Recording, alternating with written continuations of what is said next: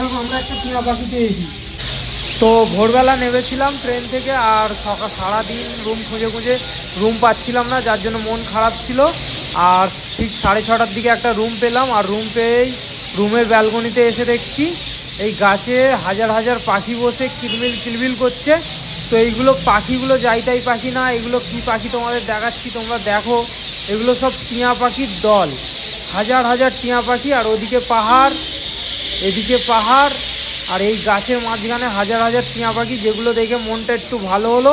কারণ কাল থেকে মনটা খারাপ ছিল, কারণ বাসে ট্রেনে তো অনেক লেট করে 3-4 ঘন্টা পরে আমাদের ঢোকালো, প্লাস রুম না পাচ্ছি।